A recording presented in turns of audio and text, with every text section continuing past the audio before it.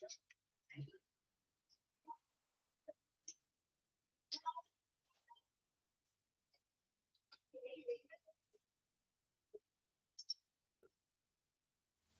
morning.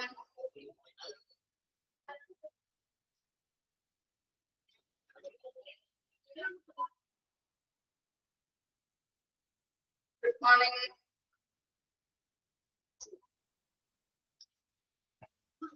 Okay, നമ്മൾ കുറച്ച് ദിവസമായിട്ട് കണ്ടിട്ട് എന്തൊക്കെയുണ്ട് വിശേഷങ്ങൾ? സുഖാണോ?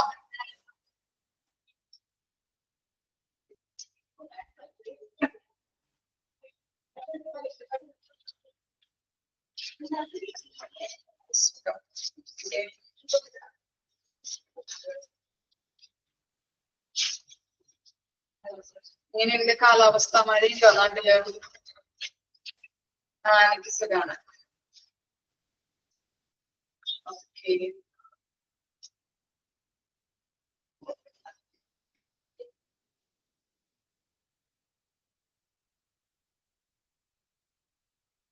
ഓക്കെ, നമുക്കിപ്പോ മഴയില്ല. ഓക്കെ,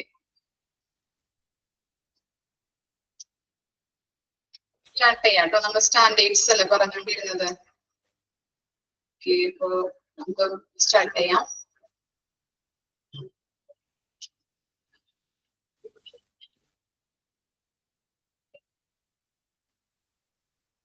ഓക്കെ, ഇനി തേർഡ് സ്റ്റാൻഡേർഡ് ആണല്ലേ പറയേണ്ടത്. 109, page number 109, management of medication, MOM, management of medication. ഇനി സമ്മറി ഓഫ് സ്റ്റാൻഡേർഡ് നോക്കാം. MOM1, സ്റ്റാൻഡേർഡ് 1 ആണ്.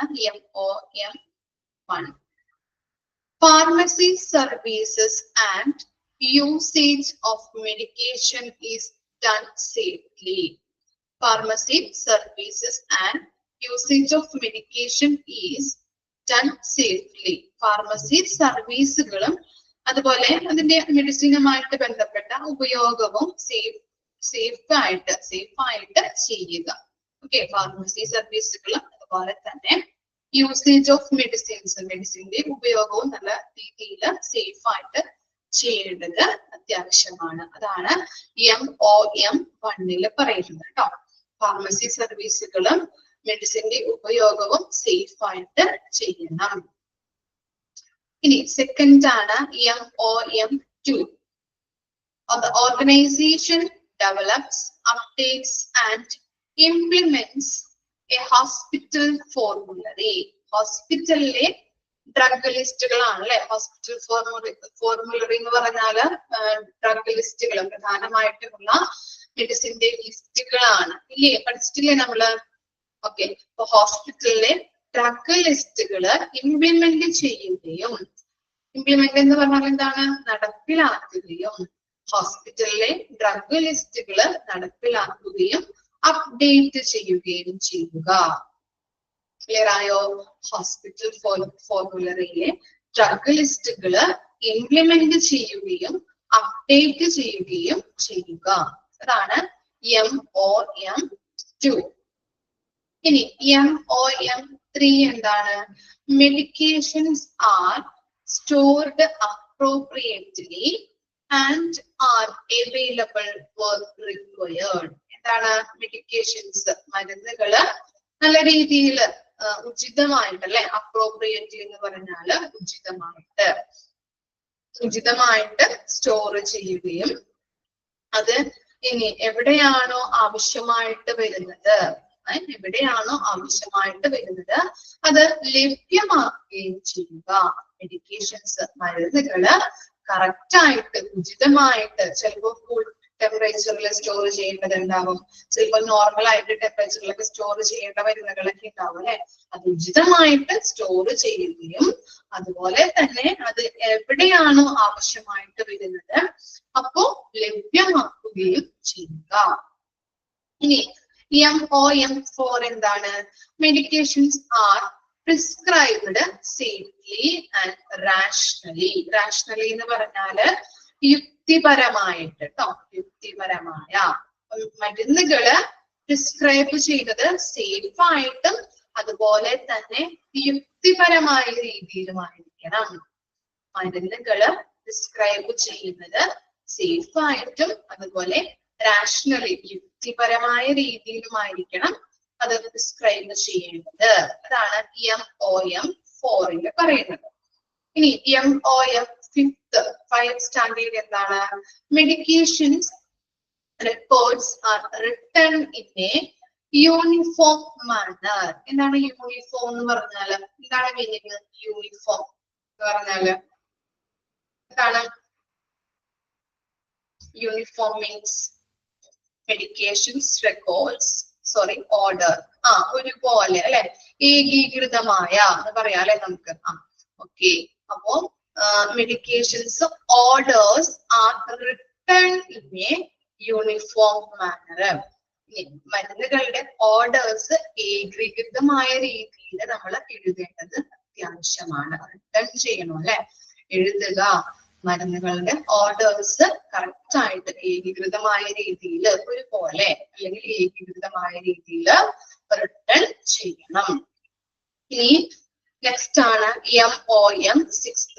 Medications are dispensed in a safe manner. Okay, ഇപ്പോ MOM 6th എന്താണ് കൊടുത്തിരിക്കുന്നത്? മരുന്നുകള് സുരക്ഷിതമായിട്ട് വിതരണം ചെയ്യണം, സേഫ് ആയിട്ട്. ഓക്കെ, മരുന്നുകള് സുരക്ഷിതമായിട്ട് വേണം എന്ത് ചെയ്യാനായിട്ട്? വിതരണം ചെയ്യാനായിട്ട്. ഇനി MOM 7 എന്താണ്? Medications are administered safely. എന്താണ്? മെഡിസിനുകള് സുരക്ഷിതമായിട്ട് നൽകണം. മരുന്നുകള് മെഡിക്കേഷൻസ് സുരക്ഷിതമായിട്ട് അഡ്മിനിസ്ട്രേറ്റ് ചെയ്യാം. ഇനി MOM 8. Parents are monitored after medicine administration. എന്താണ്? മരുന്നുകൾ നൽകിയ ശേഷം, പാരന്റ്സ് അല്ല പേഷ്യൻസ് ആണ് കേട്ടോ, പറഞ്ഞപ്പോ തെറ്റിയതാണ്. Patients are monitored after medication administration. Patients അല്ലെ, മരുന്നുകൾ നൽകിയ ശേഷം പേഷ്യൻസിനെ എന്ത് ചെയ്യണം? മോണിറ്റർ ചെയ്യണം അല്ലെ. നമ്മളിപ്പോ ഇഞ്ചക്ഷൻ ഒക്കെ എടുത്തിട്ട് പേഷ്യൻസിനെ അവിടെ ഇരുത്താറുണ്ട് അല്ലെ. കുഞ്ഞു കുട്ടികളെ കൊണ്ടുപോയിട്ട് വാക്സിനേഷൻ ഒക്കെ എടുക്കുമ്പോ ഇല്ലേ, എന്തിനു വേണ്ടിയിട്ടാണ് അങ്ങനെ ചെയ്യുന്നത്? ഇതിനു വേണ്ടിയിട്ടാണ് ഒരു 10 മിനിറ്റ് അല്ലെങ്കിൽ അരമണിക്കൂറൊക്കെ നമ്മൾ അവിടെ ഇരുത്താറുണ്ട്. എന്തിനു വേണ്ടിയിട്ടാണ്? അറിയില്ലേ എന്തിനാണ് കുത്തിവെപ്പൊക്കെ കഴിഞ്ഞിട്ട് നമ്മൾ അവിടെ ഇരുത്താറ്? എന്തെങ്കിലും റിയാക്ഷൻസ് ഒക്കെ ഉണ്ടോ, അല്ലെങ്കിൽ ചിലവർക്ക് ചിലപ്പോ ചൊറിഞ്ഞു പൊട്ടാം അല്ലെ, ചൊറിച്ചിലൊക്കെ വരാം. അപ്പൊ അങ്ങനെയുള്ള റിയാക്ഷൻസോ സൈഡ് എഫക്റ്റോ ഉണ്ടാവോ എന്നുള്ളത് ഐഡന്റിഫൈ ചെയ്യാൻ വേണ്ടിയിട്ടാണ് കുറച്ചു നേരം നമ്മൾ അവിടെ ഇരുത്താറ് അല്ലെ. അതുപോലെ തന്നെ പേഷ്യൻസിനെ മരുന്ന് നൽകിയ ശേഷം നമ്മൾ പേഷ്യൻസിനെ കുറച്ചു നേരം മോണിറ്റർ ചെയ്യണം. നമുക്ക് എന്തെങ്കിലും അലർജീസ് ഉണ്ടാകുന്നുണ്ടോ, എന്തെങ്കിലും ഹെൽത്ത് പ്രശ്നങ്ങൾ ഉണ്ടാകുന്നുണ്ടോ എന്ന് മോണിറ്റർ ചെയ്യാൻ വേണ്ടിയിട്ട്. അതാണ് ഇവിടെ കൊടുത്തിരിക്കുന്നത്.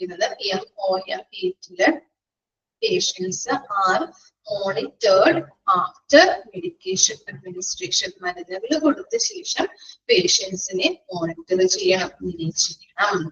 ഇനി MOM 9 എന്താണ്? narcotics drugs and psychotropic substance, chemotherapeutic agents and radioactive agents are used safely. അപ്പൊ എന്താണ് നർക്കോട്ടിക്സ് ഡ്രഗ്സ് എന്ന് പറഞ്ഞാല്? എന്തായിരിക്കും? എക്സാമ്പിൾ പറയാൻ പറ്റുമോ?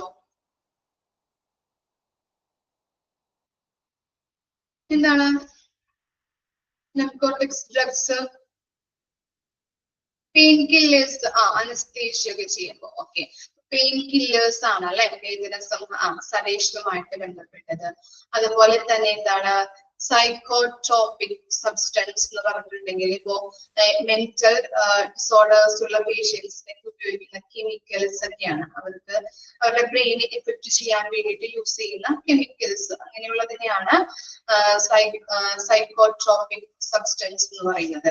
അതുപോലെ എന്താണ് കീമോതെറാപ്യൂട്ടിക്, അറിയാലോ നിങ്ങൾക്ക് ഏതുമായിട്ട് ക്യാൻസർ പേഷ്യൻസുമായിട്ട് റിലേറ്റ് ചെയ്തത്.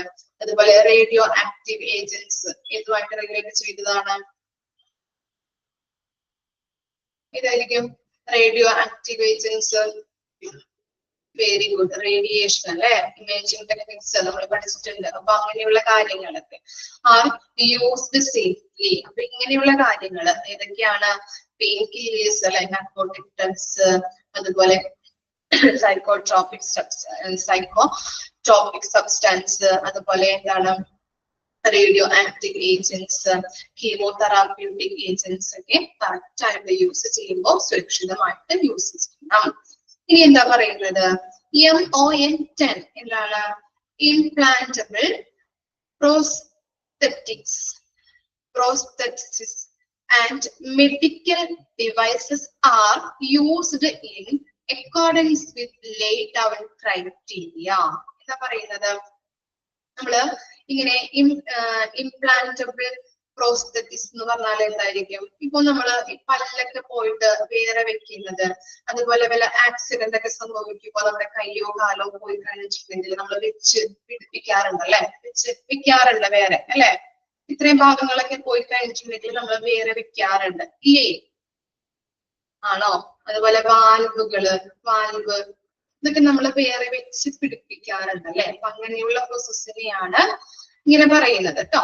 ഓക്കെ, അപ്പൊ അങ്ങനെയുള്ള കാര്യങ്ങള് എന്താണ്? ഇങ്ങനെ ചെയ്യുമ്പോ കുറച്ച് മാനദണ്ഡങ്ങൾക്ക് അനുസൃതമായിട്ടുള്ള ഈ മെഡിക്കൽ ഡിവൈസസ് ആണ് ഈ പറയുന്നത് കേട്ടോ. ഇങ്ങനെയുള്ള ഡിവൈസസ് നമ്മൾ വെച്ച് പിടിപ്പിക്കുന്ന പലതരത്തിലുള്ള ഡിവൈസസുകളുണ്ട്.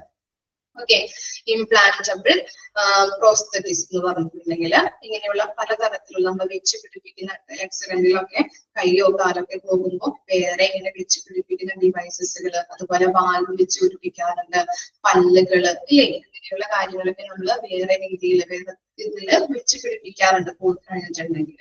അങ്ങനെയുള്ള ഡിവൈസസുകളെയാണ് ഇംപ്ലാന്റബിൾ പ്രോസ്തെറ്റിക്സ് എന്ന് പറയുന്നത്. അപ്പോ അങ്ങനെയുള്ള മെഡിക്കൽ ഡിവൈസസും അതുപോലെ എന്താണ് ഇങ്ങനെയുള്ള ഈ ഇംപ്ലാന്റബിൾ പ്രോസ്തെറ്റിക്സ് ഒക്കെ കറക്റ്റ് ആയിട്ട് മാനദണ്ഡങ്ങൾക്ക് ക്രൈറ്റീരിയ പറഞ്ഞിരിക്കുന്ന ക്രൈറ്റീരിയ അല്ലെങ്കിൽ മാനദണ്ഡങ്ങൾക്ക് അനുസൃതമായിട്ട് വേണം എന്ത് ചെയ്യാനായിട്ട്, യൂസ് ചെയ്യാനായിട്ട്. ഹോസ്പിറ്റലിൽ ഇങ്ങനെയുള്ള കാര്യങ്ങൾ നടത്തുമ്പോൾ നമ്മൾ എന്ത് ചെയ്യാറുണ്ട്? അവിടെയുള്ള ആ മാനദണ്ഡങ്ങൾക്ക് അനുസരിച്ച് വേണം. ഗൈഡ് ലൈൻസ് ഉണ്ടാവും, പ്രൊസീജിയേഴ്സ്, പോളിസീസ്, പറഞ്ഞിരിക്കുന്ന ക്രൈറ്റീരിയാസ്, മാനദണ്ഡങ്ങൾ, ഇതൊക്കെ അനുസരിച്ചിട്ട് വേണം ചെയ്യാൻ വേണ്ടിയിട്ട്. അപ്പോ നമ്മൾ ഇങ്ങനെയുള്ള കാര്യങ്ങൾ വെച്ച് പിടിപ്പിക്കുമ്പോ അല്ലെങ്കിൽ ഇങ്ങനെയുള്ള പ്രോസസ് ഒക്കെ ചെയ്യുമ്പോ ഈ ക്രൈറ്റീരിയ പറഞ്ഞിരിക്കുന്ന ക്രൈറ്റീരിയ അനുസരിച്ച് വേണം ചെയ്യാനായിട്ട്. അതാണ് MOM10 പറയുന്നത്.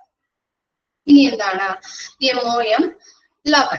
Medical supplies and consumables are stored appropriately and are available where required. നമുക്കറിയാം മെഡിക്കൽ സപ്ലൈസ് ഏതൊക്കെയാണ്? എക്സാമ്പിൾ പറയാൻ പറ്റുമോ? മെഡിക്കൽ സപ്ലൈസിന്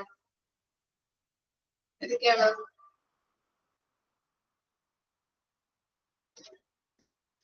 ഓക്കെ, പറയാം. യൂറിൻ ഡ്രൈനേജ് ബാഗ്, അതുപോലെ catheters,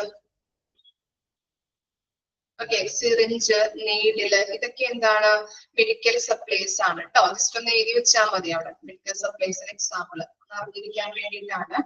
urine drainage bag, catheters, അതുപോലെ സിറിഞ്ച്, നീഡില്, ഇതൊക്കെ എന്താണ്? മെഡിക്കൽ സപ്ലൈസ് ആണ്.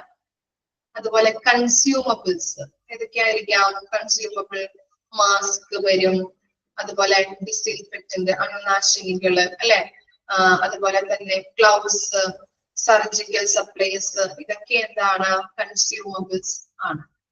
അപ്പോ ഇങ്ങനെയുള്ള കാര്യങ്ങൾ മെഡിക്കൽ സപ്ലൈസും കൺസ്യൂമബിൾസും കറക്റ്റ് ആയിട്ട് ഉചിതമായിട്ട് സ്റ്റോർ ചെയ്യുകയും അത് എപ്പോഴാണോ ആവശ്യം വരുന്നത് അപ്പോൾ അത് അവൈലബിൾ ആക്കി കൊടുക്കണം. എവിടെയാണോ ആവശ്യം വരുന്നത് അപ്പോ അതെന്ത് ചെയ്യണം? അത് അവൈലബിൾ ആക്കാം.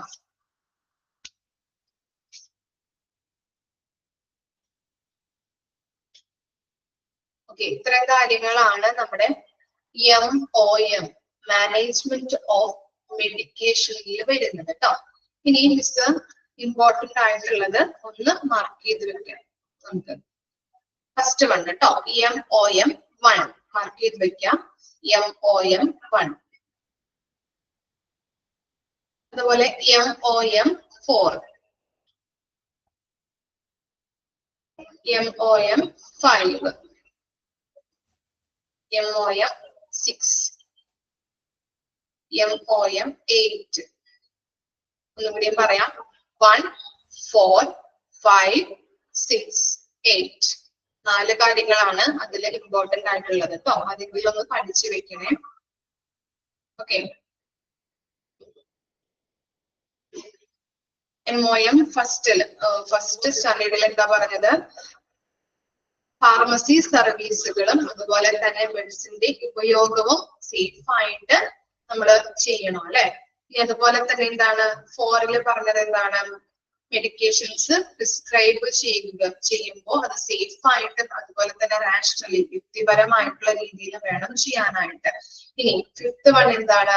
ഓർഡേഴ്സുകൾ, മെഡിക്കേഷൻസ്, മരുന്നുകൾ ഓർഡർ ചെയ്യുമ്പോൾ അത് കറക്റ്റ് ആയിട്ട് യൂണിഫോം മാനറിലായിരിക്കണം റിട്ടേൺ ചെയ്യാനായിട്ട്.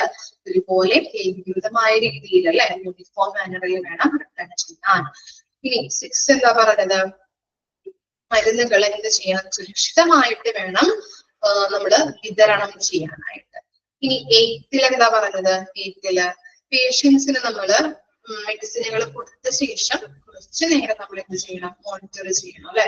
എന്തെങ്കിലും അലർജീസ് ഉണ്ടോ, എന്തെങ്കിലും സൈഡ് എഫക്റ്റുകൾ ഉണ്ടോ, ഹെൽത്തിൽ എന്തെങ്കിലും പ്രോബ്ലംസ് ഉണ്ടോ എന്ന് ഐഡന്റിഫൈ ചെയ്യാൻ വേണ്ടിയിട്ട് മരുന്നുകൾ കൊടുത്ത ശേഷം കുറച്ചു നേരം ഇത് ചെയ്യാം, മോണിറ്റർ ചെയ്യാം. ഓക്കെ, ഇത്ര ഒന്ന് വായിച്ചു നോക്കിയേ. നമ്പേഴ്സ് കിട്ടിയില്ല എല്ലാവർക്കും? 1, 4, 5, 6, 8.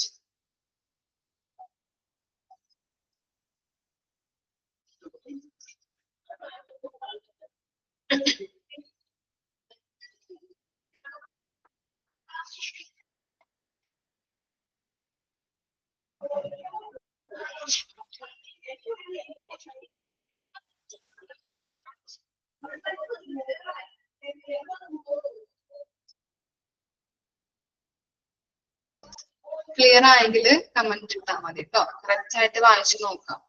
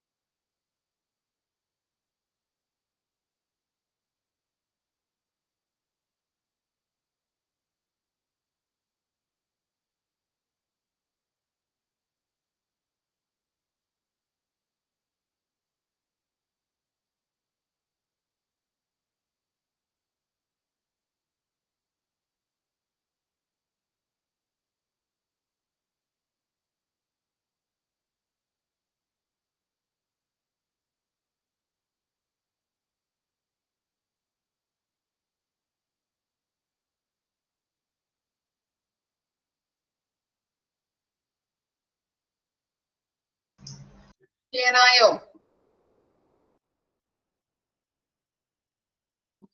ഓക്കെ, നെക്സ്റ്റ് ആണ് 4th സ്റ്റാൻഡേർഡ് ആണ്. Patient rights and education, PRA. patient rights and education. ഇനി ഓരോ സ്റ്റാൻഡേർഡ് നമുക്ക് പഠിക്കാം. ഒരു 8 സ്റ്റാൻഡേർഡ് ആണ് അതിൽ നമുക്ക് കൊടുത്തിരിക്കുന്നത് കേട്ടോ. ഫസ്റ്റ് നോക്കിയേ, PRE1. The organization protects and promotes patient and family rights and informs them about their responsibilities during care. എന്താ പറയുന്നത്? Organization protects and promotes patient and families rights അല്ലേ? റൈറ്റ് എന്ന് പറഞ്ഞാൽ എന്താണ്? റൈറ്റ്സ് എന്താ മീനിങ്? റൈറ്റ്സ് എന്ന് പറഞ്ഞാല് എന്താ മീനിങ്? അവകാശങ്ങൾ അല്ലെ? Very good. അവകാശങ്ങൾ, അവകാശം. അപ്പോ the organization protects and promote patient and family rights. ഓർഗനൈസേഷനില്, ഹോസ്പിറ്റലില് പേഷ്യൻസിന്റെയും അതുപോലെ തന്നെ അവരുടെ ഫാമിലിയുടെയും അവകാശങ്ങള്, റൈറ്റ്സ് സംരക്ഷിക്കുകയും പ്രമോട്ട് എന്ന് പറഞ്ഞാൽ പ്രോത്സാഹിപ്പിക്കുകയും ചെയ്യുന്നു. ഇനി എന്താണ്? And inform them about their responsibilities during care. ഇനി എന്താണ്? പരിചരണ സമയത്ത് അല്ലെ, കെയർ കൊടുക്കുന്ന സമയത്ത്, പരിചരണ സമയത്ത് അവരുടെ ഉത്തരവാദിത്തങ്ങൾ, റെസ്പോൺസിബിലിറ്റീസിനെ കുറിച്ച് അവരെ അറിയിക്കുകയും ചെയ്യുന്നുണ്ട്. First one, PRE first standard പറയുന്നത് എന്താണ്? ഓർഗനൈസേഷൻ ഫാമിലിയുടെയും അതുപോലെ പേഷ്യൻസിന്റെയും അവകാശങ്ങളെ എന്ത് ചെയ്യുന്നുണ്ട്? സംരക്ഷിക്കുകയും പ്രോത്സാഹിപ്പിക്കുകയും ചെയ്യുന്നുണ്ട്. അതുപോലെ തന്നെ കെയർ കൊടുക്കുന്ന സമയത്ത് അല്ലെ, പരിചരണം കൊടുക്കുന്ന സമയത്ത് അവരുടെ ഉത്തരവാദിത്തങ്ങള്, റെസ്പോൺസിബിലിറ്റികളെ കുറിച്ച് അവരെ അറിയിക്കുകയും ചെയ്യുന്നു. ഓക്കെ, ഇനി സെക്കൻഡ് ആണ് PRE, സെക്കൻഡ് സ്റ്റാൻഡേർഡ് ആണ്. Patient and family rights support individuals' belief, values, and involve the patient and family in decision-making processes. എന്താ പറയുന്നത്? ഇനി ബിലീഫ് ആൻഡ് വാല്യൂസ് എന്ന് പറഞ്ഞാൽ എന്താണ്? വാല്യൂസ് എന്ന് പറഞ്ഞാല് മൂല്യങ്ങൾ അല്ലെ? മൂല്യം. അതുപോലെ ബിലീഫ് എന്താ? ബിലീഫ് എന്താ? ബിലീഫ്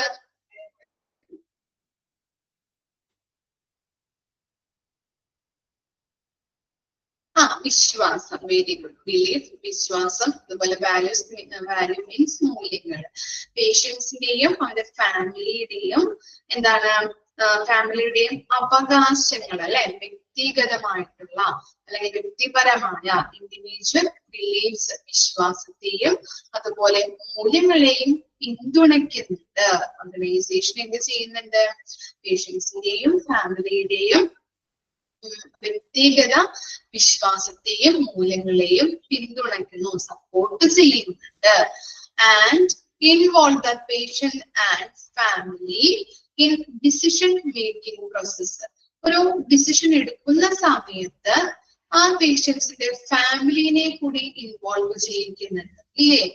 ഒരു ഡിസിഷൻ അല്ലേ? ഇപ്പൊ എന്താണ്? ഇപ്പോ പറയുകയാണെങ്കിൽ ഒരു സർജറി ചെയ്യണം എന്നുള്ള ഒരു തീരുമാനത്തിൽ എത്തുമ്പോ നമ്മുടെ ഫാമിലിനോട് ചോദിക്കാറുണ്ട് അല്ലെ? പേഷ്യൻസിന്റെ ഫാമിലിനോട് സർജറി ചെയ്യണോ? സർജറി ചെയ്ത് കഴിഞ്ഞാൽ ഇന്നതൊക്കെയാണ് ബെനിഫിറ്റ്, അല്ലെങ്കിൽ മരുന്നാണെങ്കിൽ ഇത്രയും കാലം നിലനിൽക്കുള്ളൂ, അല്ലെങ്കിൽ സർജറി ആണ് ബെറ്റർ എന്ന് പറയാറുണ്ട് അല്ലെ? അല്ലെങ്കിൽ സർജറി ചെയ്ത് കഴിഞ്ഞിട്ടുണ്ടെങ്കിൽ സൈഡ് എഫക്റ്റ് ഉണ്ടാകും എന്നുള്ളത്. ഇപ്പോ എന്റെ മദറിലോയ്ക്ക് ഒരു തണ്ടല്, എല്ലുകൾ രണ്ടും കൂടിയിട്ട് അതിന്റെ നടുവിലൊരു ഞരമ്പ് കയറി വന്നിട്ടുണ്ടായിരുന്നു. അപ്പൊ അത് ഭയങ്കര നടക്കാൻ ബുദ്ധിമുട്ട്, കാലവേദന, കൈ ഇങ്ങനെ മരവിക്കും. പെട്ടെന്ന് നടക്കുമ്പോ ഒരു സ്ഥലത്ത് പെട്ടെന്ന് പോയിരിക്കണം. കാല് ബുദ്ധിമുട്ടാണ് നടക്കാനായിട്ട്, തരിപ്പ് വരും. പെട്ടെന്ന് നമ്മൾ ഒരു സ്ഥലത്ത് ഇരിക്കണം. ഇരുന്ന് കഴിഞ്ഞ് കുറച്ച് കഴിയുമ്പോ ആൾക്ക് ആ ബുദ്ധിമുട്ട് കുറയും. അപ്പൊ അങ്ങനെ അപ്പൊ കുറെ നേരം നിൽക്കാനൊന്നും പറ്റില്ല. ഡോക്ടറെ അടുത്ത് പോയി. അപ്പൊ ഡോക്ടർ പറഞ്ഞു ഓപ്പറേഷൻ വേണം. ഓപ്പറേഷൻ ചെയ്ത് കഴിഞ്ഞിട്ടുണ്ടെങ്കിൽ ചിലപ്പോ എന്താണ് നമുക്കറിയാം അല്ലെ? ഈ തണ്ടലൊക്കെ ഓപ്പറേഷൻ ചെയ്ത് കഴിഞ്ഞിട്ടുണ്ടെങ്കിൽ ചിലപ്പോ ആള് കിടന്ന പടി കിടക്കാം, ചിലപ്പോ കറക്റ്റ് ആവാം, നേരെ നടക്കാൻ പറ്റും. ചിലപ്പോ എന്താണ് കിടന്ന പടി ചിലപ്പോ അത് സക്സസ് ആവാം, അല്ലെങ്കിൽ സക്സസ് ആവില്ല. അങ്ങനെ നമുക്ക് ചെയ്യാൻ പറ്റും. ഓപ്പറേഷൻ ഒക്കെ ചെയ്ത് കഴിഞ്ഞിട്ടുണ്ടെങ്കിൽ ബുദ്ധിമുട്ടാണ്. ചില ആളുകൾ കിടപ്പോട് കൂടി കിടക്കുന്ന ആളുകളുണ്ട്, ചെയ്യാം സർജറി ചെയ്യാന്നൊക്കെ പറഞ്ഞിട്ട് ചെയ്തിട്ട് ഇങ്ങനെ സക്സസ് ആവാതെ കിടക്കുന്നവരുണ്ട്. അപ്പോ ഇപ്പോഴും ആള് മരുന്ന് കഴിച്ചുകൊണ്ടിരിക്കുന്നുണ്ട്, സർജറി ചെയ്തിട്ടില്ല. അപ്പൊ അതാണ് പറയുന്നത്, നമ്മളൊരു സർജറി ചെയ്യുന്ന സമയത്ത് ഡോക്ടേഴ്സ് അല്ലെങ്കിൽ ഓർഗനൈസേഷൻ നമ്മളോട് ചോദിക്കാറുണ്ട്, ഫാമിലിയുടെ മെമ്പേഴ്സിനോട്, ഫാമിലിനോട്, പേഷ്യൻസിന്റെ ഫാമിലിനോട് ചോദിക്കാറുണ്ട് ഡിസിഷൻസ് ഒക്കെ. അവര് തീരുമാനം എടുക്കുമ്പോൾ അവർ ഒറ്റയ്ക്ക് എടുക്കില്ല. അപ്പൊ എന്താണ് ഡിസിഷൻ, അല്ലെങ്കിൽ സർജറി ചെയ്യണോ വേണ്ടയോ, അല്ലെങ്കിൽ മരുന്ന് ട്രീറ്റ്മെന്റ് മരുന്നോട് കൂടി പോകണോ എന്നുള്ളത്.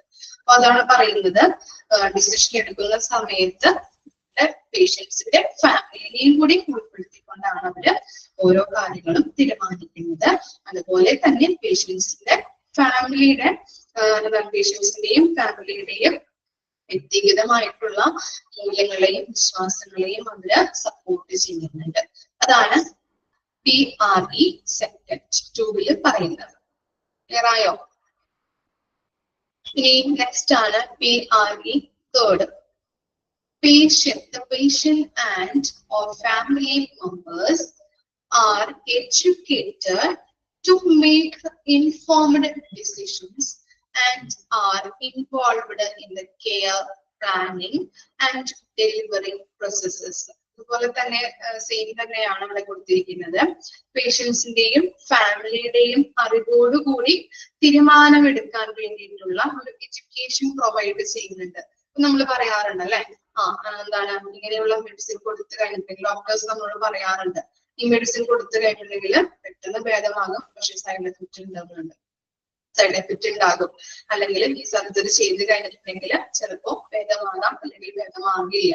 അപ്പൊ അങ്ങനെയും നമ്മളോട് എന്താണ് ആ ഒരു ഡിസിഷൻ എടുക്കുമ്പോൾ നമ്മുടെ ഫാമിലിനെ കൂടി ഉൾപ്പെടുത്തിയിട്ട് നമുക്കൊരു എഡ്യൂക്കേഷനും കൂടി അതിൽ പ്രൊവൈഡ് ചെയ്യുന്നുണ്ട് അല്ലെ. കുറെ കാര്യങ്ങൾ നമ്മളോട് പറഞ്ഞു തരുമ്പോൾ നമുക്കത് മനസ്സിലായി നമ്മളൊരു ഡിസിഷൻ എടുക്കാനായിട്ട് നമ്മളെ ഹെൽപ്പ് ചെയ്യുന്നുണ്ട്. അതാണ് അവിടെ എഡ്യൂക്കേഷനുമായിട്ട് ബന്ധപ്പെട്ടത് കേട്ടോ. അപ്പൊ എന്താ പറയുന്നത്, പേഷ്യൻസിന്റെയും ഫാമിലിയുടെയും അറിവോടുകൂടി തീരുമാനമെടുക്കാൻ വേണ്ടിയിട്ടുള്ള എഡ്യൂക്കേഷനും കൂടി ഹോസ്പിറ്റലുകാര് പ്രൊവൈഡ് ചെയ്യുന്നുണ്ട്. നമുക്കൊരു ഡിസിഷൻ എടുക്കുക എന്നുള്ളത് എന്താണ്, അവര് തരുന്ന എഡ്യൂക്കേഷനിലൂടെയാണ് നമുക്ക് കിട്ടുന്നത് അല്ലെ. വേണോ വേണ്ടയോ എന്നുള്ളത്, സർജറി ചെയ്യണോ അല്ലെങ്കിൽ ട്രീറ്റ്മെന്റ് മരുന്നോട് കൂടി പോയാൽ മതിയോ എന്നുള്ളത് അവർ തരുന്ന ഒരു എഡ്യൂക്കേഷൻ കൂടിയാണ്. അതാണ് അവിടെ പറയുന്നത്, പേഷ്യൻസിന്റെയും ഫാമിലിയുടെയും അറിവോടുകൂടി തീരുമാനം എടുക്കാനായിട്ട് വേണ്ടിയിട്ടുള്ള ഒരു എഡ്യൂക്കേഷൻ അവര് പ്രൊവൈഡ് ചെയ്യുന്നു. Okay. PRE 4. Informed consent is obtained from the patient or family about their care. Okay. അപ്പൊ എന്താ പറയുന്നത്, കൺസെന്റ് ഫോം ഓർക്കുന്നുണ്ടോ? കൺസെന്റ് എന്ന് പറഞ്ഞാൽ എന്താ? കൺസെന്റ് ഫോം ആരെങ്കിലൊക്കെ ഒപ്പിട്ടിട്ടുണ്ടാവുമല്ലോ കൺസെന്റ് ഫോമില്. എന്താണ്? വെരി ഗുഡ്, സമ്മതപത്രം അല്ലെ. സമ്മതപത്രം, കൺസെന്റ് ഫോം. അപ്പോ ഇവിടെ പറയുന്നത് എന്താണ്, അവരുടെ കെയറിനെ കുറിച്ച് രോഗിയിൽ നിന്നോ ഫാമിലിയിൽ നിന്നോ അതിന്റെ അറിവോടെയുള്ള ഒരു സമ്മതം വാങ്ങുന്നുണ്ട് അല്ലെ. ഇപ്പൊ സർജറി ചെയ്യുന്നതുമായിട്ട് ബന്ധപ്പെട്ട്, അല്ലെങ്കിൽ നമുക്ക് പറയാം, ഇപ്പൊ നമുക്ക് എല്ലാവരും എക്സ്പീരിയൻസ് ചെയ്തിട്ടുള്ളതാണ്, ഡെലിവറി അല്ലെ, സിസേറിയൻ സമയത്ത് നമ്മുടെ ഫാമിലി അല്ലെങ്കിൽ ഹസ്ബൻഡിനോട് സമ്മതപത്രം അല്ലെ നമ്മൾ ഒപ്പിട്ട് വാങ്ങിക്കാറുണ്ട് അല്ലെ. എന്തെങ്കിലും കുഴപ്പമുണ്ടെങ്കിൽ നമ്മൾ അതിന് ഉത്തരവാദിയല്ല പറയാറുണ്ട് ഇല്ലേ. നമ്മൾ ഒപ്പിട്ട് കൊടുക്കും സിസേറിയൻ ചെയ്യാൻ വേണ്ടിയിട്ട് ഇല്ലേ. സിസേറിയൻ മാത്രമല്ല, ഇത് സർജറി ആണെങ്കിലും നമ്മൾ ഒപ്പിട്ട് കൊടുക്കാറുണ്ട്. അപ്പൊ അങ്ങനെ അവർക്ക് എന്തെങ്കിലും പ്രശ്നം, പേഷ്യൻസിന് എന്തെങ്കിലും പ്രശ്നം വന്നു കഴിഞ്ഞിട്ടുണ്ടെങ്കിൽ ഉത്തരവാദികളല്ല ഹോസ്പിറ്റലുകാര്, ഉത്തരവാദികളല്ല നമ്മുടെ ഫാമിലി മെമ്പേഴ്സിനോട് സമ്മതം ചോദിച്ചിട്ടാണ് ചെയ്യുന്നത് എന്നുള്ള നിലയിൽ നമ്മളോട് അവര് കൺസെന്റ് ഫോം ഫിൽ ചെയ്ത് വാങ്ങിക്കാറുണ്ട്. അപ്പൊ എന്താ പറയുന്നത്, PRE 4 എന്ന് പറഞ്ഞാല് അവരുടെ കെയറിനെ കുറിച്ച് രോഗിയിൽ നിന്നോ ഫാമിലിയിൽ നിന്നോ അവരുടെ അറിവോട് കൂടിയിട്ട് നമ്മളൊരു സമ്മതം വഹിക്കുന്നുണ്ട്. കെയറുമായിട്ട് ബന്ധപ്പെട്ട്, പേഷ്യൻസിന് കൊടുക്കുന്ന കെയറുമായിട്ട് ബന്ധപ്പെട്ട് കൺസെന്റ് ഫോം ഫില്ല് ചെയ്ത് വാങ്ങിക്കാറുണ്ട്. അതാണ് PRE 4 പറയുന്നത്. ഇനി PRE5 എന്താണ്?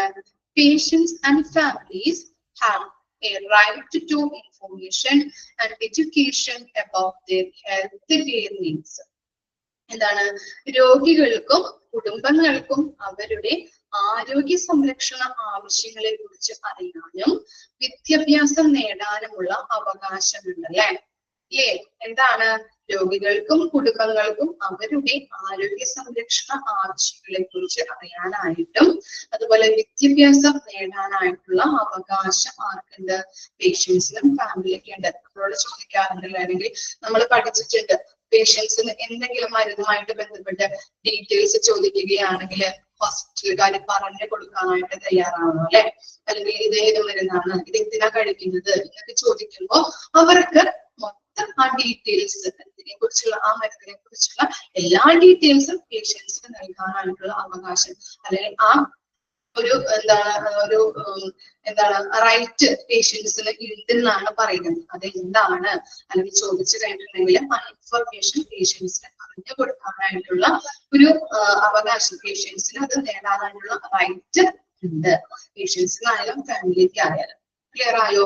പേഷ്യൻസിന് കൊടുക്കുന്ന മരുന്നിന്റെ കാര്യങ്ങളായാലും അതുപോലെ എന്തെങ്കിലും ട്രീറ്റ്മെന്റിന്റെ കാര്യങ്ങളായാലും പേഷ്യൻസ് സംശയം ചോദിച്ചു കഴിഞ്ഞിട്ടുണ്ടെങ്കിൽ ഹോസ്പിറ്റലുകാർ എന്ത് ചെയ്യണം? ബാധ്യസ്ഥരാണ് ആ കാര്യങ്ങൾ പറഞ്ഞു കൊടുക്കാനായിട്ട്.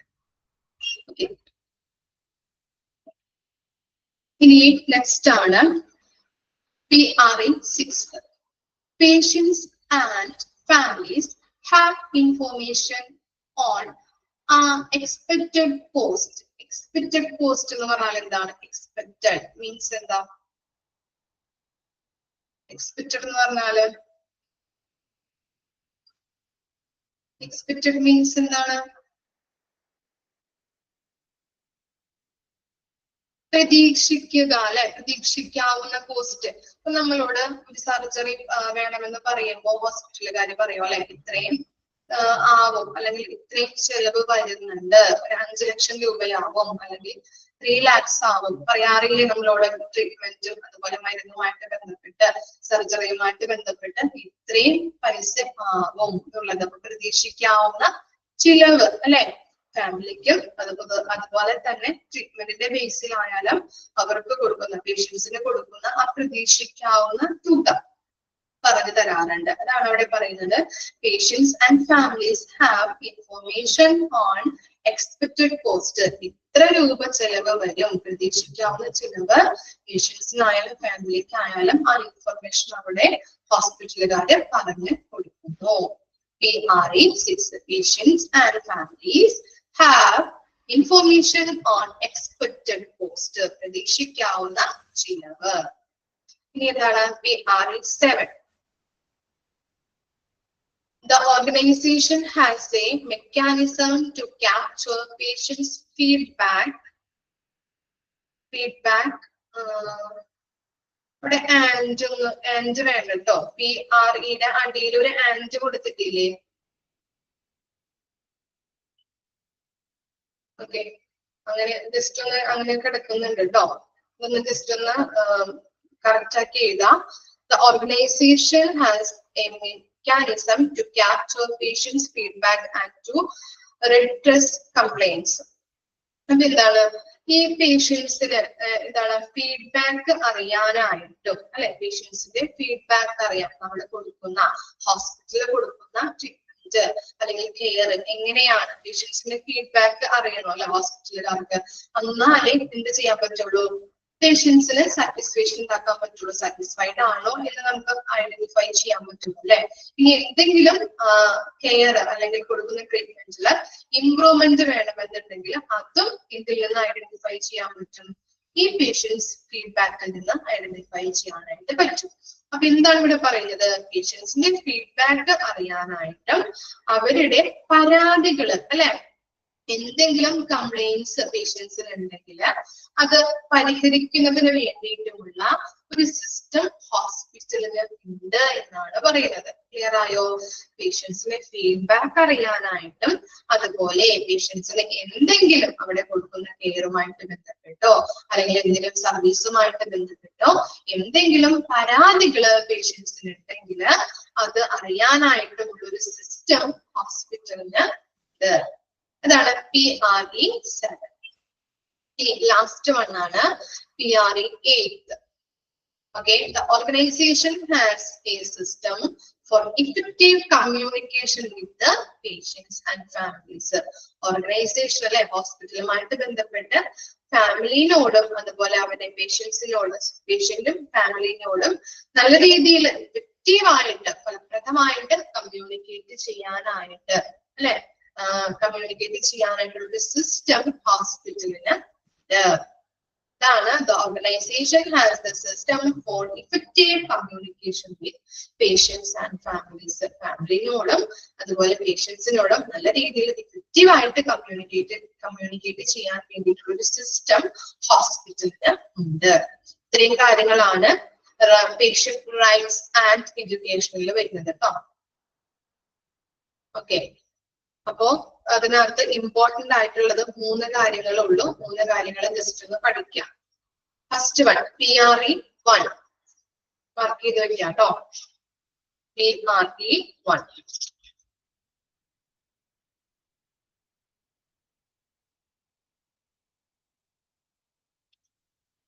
അതുപോലെ നെക്സ്റ്റ് ആണ് PRE6.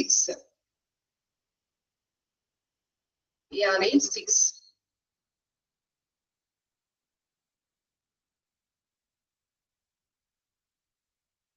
next one PRE8. 8th one.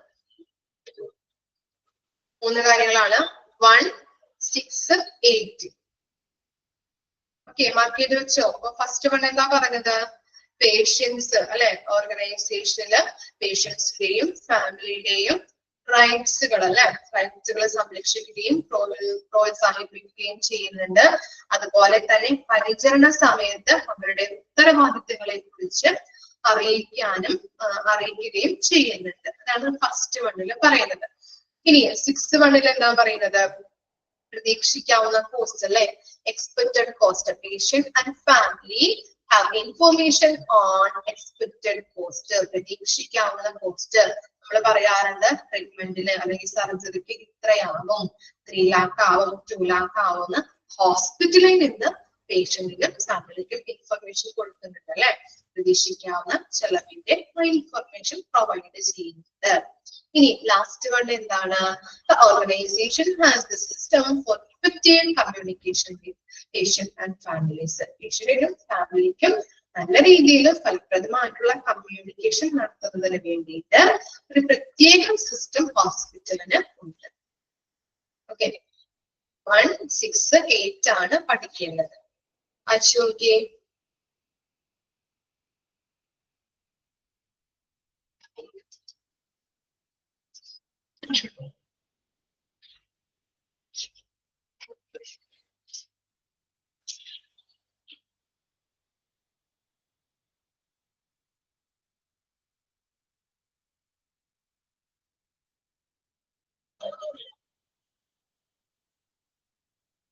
അയച്ചു കഴിഞ്ഞാൽ കമന്റ് ഇട്ടാൽ മതി കേട്ടോ. നല്ല രീതിയിൽ വായിച്ചു നോക്കാം, മനസ്സിരുത്തി വായിക്കാം.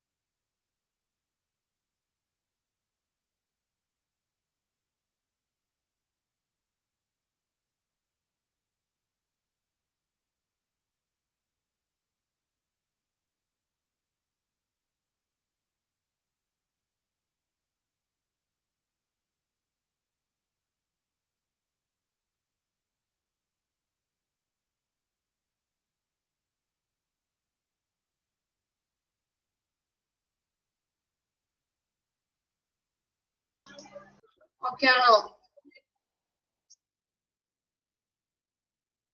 ക്ലിയർ അല്ലേ? ഇനി നെക്സ്റ്റ് നോക്കാം. Hospital infection control HIS. First one ആണ് HIC ആണ് കേട്ടോ. HIC ഫസ്റ്റ് സ്റ്റാർട്ട് ചെയ്ത് നോക്കാം.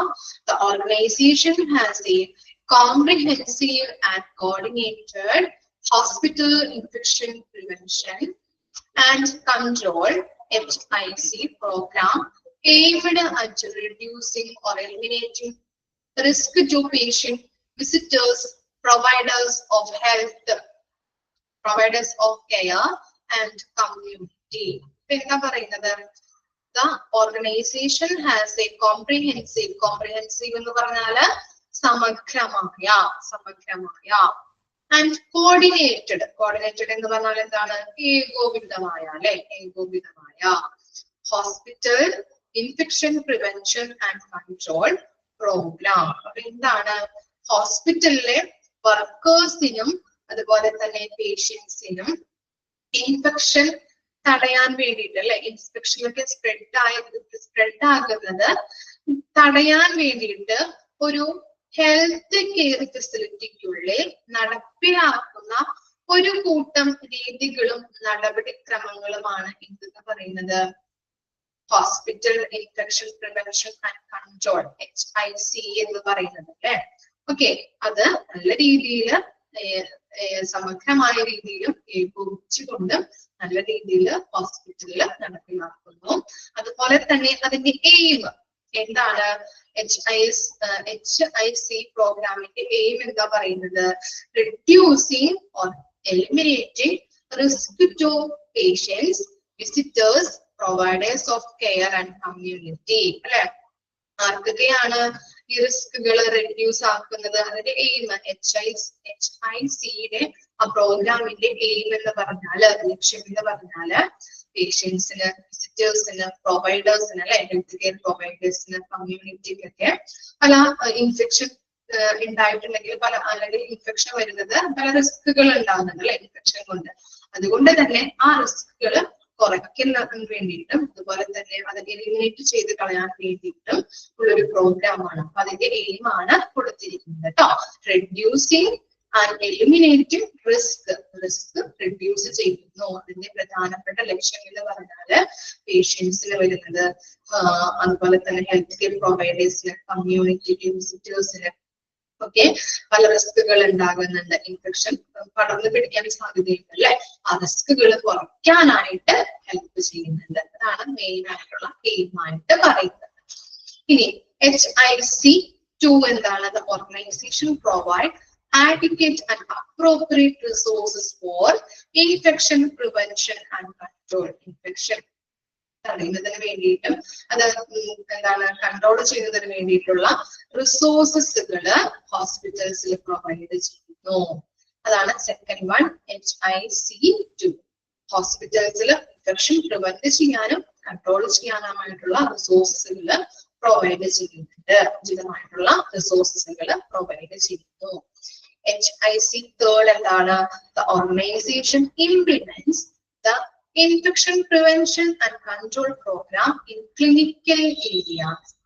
Okay, clinical areas എന്ന് പറഞ്ഞാൽ എന്തായിരിക്കും? ഏതൊക്കെയായിരിക്കാം ക്ലിനിക്കൽ ഏരിയാസിൽ പെടുന്നത്? ജസ്റ്റ് ഒന്ന് എഴുതി വെക്കാം കേട്ടോ. മെഡിക്കല്, സർജറി, നഴ്സിംഗ് ഏരിയാസ്, ഇതൊക്കെയാണ് ക്ലിനിക്കൽ ഏരിയയുമായിട്ട് ബന്ധപ്പെട്ടത് കേട്ടോ. സർജറി, മെഡിക്കല്, അതുപോലെ nursing areas. Medical areas, surgery, അതുപോലെ സർജിക്കൽ ഏരിയ, അതുപോലെ തന്നെ ഇതാണ് സർജറിയുമായിട്ട് ബന്ധപ്പെട്ട ഏരിയ, നഴ്സിംഗ് ഏരിയ, ഇതൊക്കെയാണ് ക്ലിനിക്കൽ ഏരിയാസിൽ വരുന്നത്. അപ്പൊ ഈ ഏരിയാസിലൊക്കെ ഇൻഫെക്ഷൻ കൺട്രോൾ ചെയ്യാനായിട്ടുള്ള പ്രോഗ്രാമുകൾ എന്ത് ചെയ്യുന്നുണ്ട്? ഓർഗനൈസേഷൻ നടപ്പിലാക്കുന്നു, ഇംപ്ലിമെന്റ് ചെയ്യുന്നു. ഇനി HIC4 എന്താണ്? The organization implements the infection prevention and control program in supportive services. ഏതൊക്കെയാവാം സപ്പോർട്ടീവ് സർവീസസുമായിട്ട് ബന്ധപ്പെട്ടത്? ഹോസ്പിറ്റലിന്റെ സപ്പോർട്ടീവ് സർവീസസുകൾ പഠിച്ചിട്ടുണ്ടല്ലോ നമ്മള്, ഓർക്കുന്നുണ്ടോ? സപ്പോർട്ടീവ് സർവീസസ് സപ്പോർട്ടീവ് ഡിപ്പാർട്ട്മെന്റ് ആണ് എന്നൊക്കെ ഞാൻ പറഞ്ഞു തന്നിട്ടുണ്ടായിരുന്നല്ലോ. ഏതാണ് സപ്പോർട്ടീവ് ഡിപ്പാർട്ട്മെന്റ്? ഓർമ്മയില്ലോ?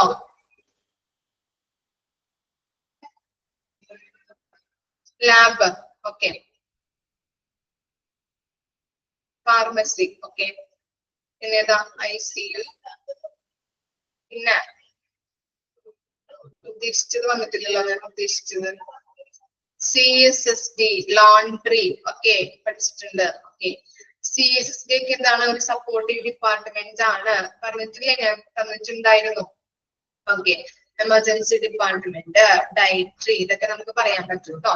ഓക്കെ, അപ്പോ ഇങ്ങനെയുള്ള ഈ സപ്പോർട്ടീവ് സർവീസസിലും എന്താണ് ഇൻഫെക്ഷൻ കൺട്രോൾ ചെയ്യാനായിട്ടുള്ള നടപടികൾ ഇംപ്ലിമെന്റ് ചെയ്യുന്നുണ്ട്. ഇനി എന്താണ് HIC5 എന്താണ്? Organisation take action to prevent health care associates infection HAI in patients. ഹോസ്പിറ്റലില് ഹെൽത്ത് കെയർ അസോസിയേഷൻ ഇൻഫെക്ഷൻ തടയാനായിട്ടുള്ള നടപടിക്രമങ്ങൾ സ്വീകരിക്കുന്നുണ്ട്. ഓക്കെ, ഇനി എന്താ പറയുന്നത്? നെക്സ്റ്റ് ആണ് HIC6. The organization performs surveillance to capture and monitor infection prevention and control data. എന്താണ് surveillance എന്ന് പറഞ്ഞാൽ? എന്താണ് സർവീലിയൻസ്? എന്താണ് മീനിങ്? പഠിച്ചിട്ടുണ്ടല്ലോ, നമ്മൾ ഹിസ്റ്ററിയിലൊക്കെ പഠിച്ചതാണ്. ഓർക്കുന്നുണ്ടോ? സ്റ്റാൻഡേർഡില് സർവീലിയൻസ് കാറ്റഗറിയിലൊക്കെ പഠിച്ചിട്ടുള്ള വേർഡ്.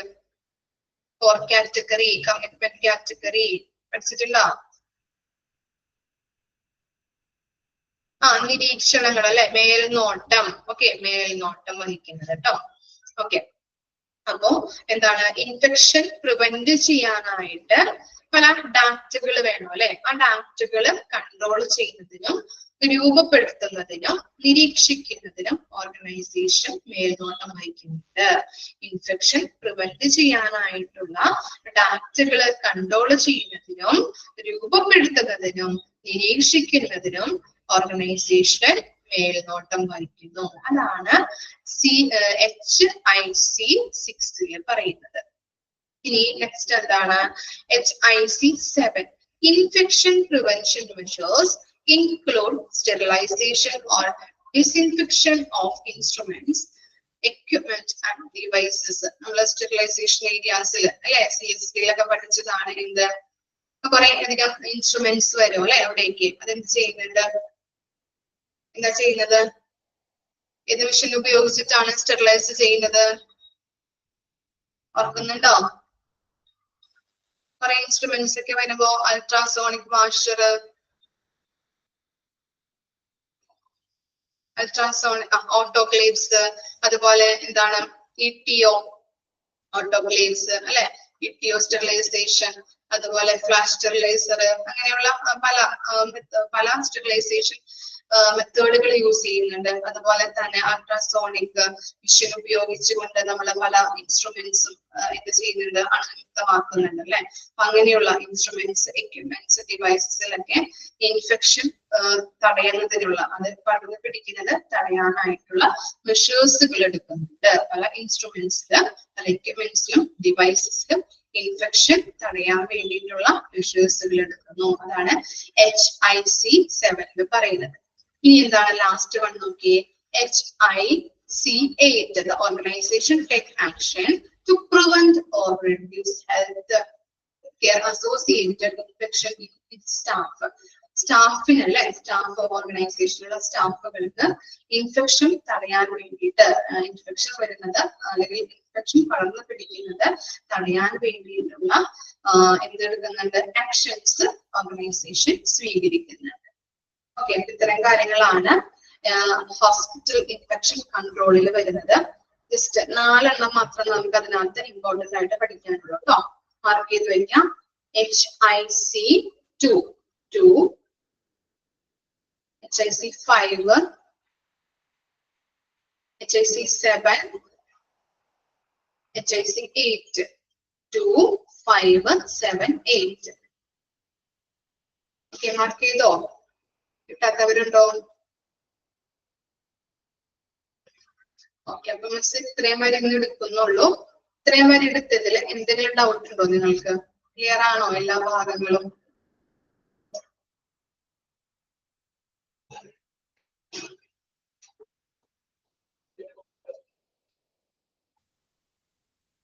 മാർക്ക് ചെയ്ത് വെച്ചതെങ്കിലും പഠിക്കണം കേട്ടോ. മാർക്ക് ചെയ്ത് വെച്ചത് എന്തായാലും ഇമ്പോർട്ടന്റ് ആണ്, പഠിച്ചു വെക്കാം. പല ക്വസ്റ്റ്യൻ പേപ്പറിൽ നിന്ന് എടുത്തിട്ടാണ് നിങ്ങൾക്ക് പറഞ്ഞു തരുന്നത്. അപ്പൊ നന്നായിട്ട് അതെങ്കിലും വന്നത് പഠിക്കാം. ഇമ്പോർട്ടന്റ് ക്വസ്റ്റ്യൻസ് ആണ്. ഓക്കെ ആണോ ഇത്രയും വരെ? ഇന്നെടുത്തത് ഓക്കെ ആണോ? എന്തെങ്കിലും ഡൗട്ട് ഉണ്ടോ? ക്ലിയർ അല്ലേ? ഓക്കെ, അപ്പൊ നെക്സ്റ്റ് ക്ലാസ്സിൽ കാണാം. Okay, thank you.